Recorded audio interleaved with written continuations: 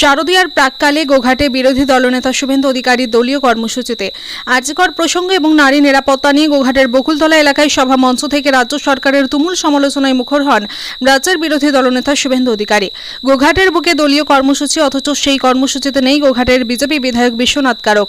এ প্রসঙ্গে বিজেপি জেলা সভাপতি বিমান ঘোষ বলেন, দলীয় কাজে তিনি অন্যত্র ব্যস্ত রয়েছেন। উল্লেখ্য, এর আগেও একাধিক দলীয় কর্মসূচিতে দেখা মেলেনি বিধায়কের। দলীয় কর্মসূচিতে বিধায়কের না থাকা বিষয়টি সম্পূর্ণ দলীয় বলেই এড়িয়ে যান বিজেপি জেলা সভাপতি বিমান ঘোষ।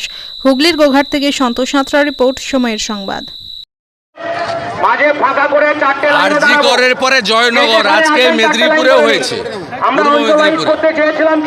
এবং জনগণ আইন হাতে তুলে নিয়েছে।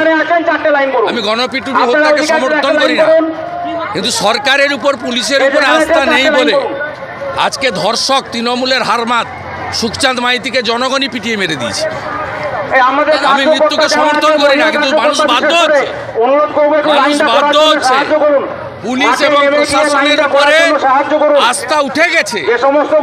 ওই জন্য মন্টু নস্কর মহোদয় বলছে কেন্দ্রীয় হসপিটালে পোস্টমর্টম করতে হবে, কেন্দ্রীয় এজেন্সিকে তদন্ত করতে হবে। এই কথার মধ্য দিয়ে তো প্রমাণিত এই রাজ্য সরকার ব্যর্থ। মুখ্যমন্ত্রীর পদত্যাগ চাই।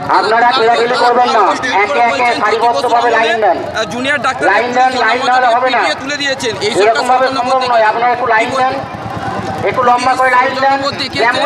জ্যোতিবাবু ভুল করেছিল, সরকার আরো বেশি।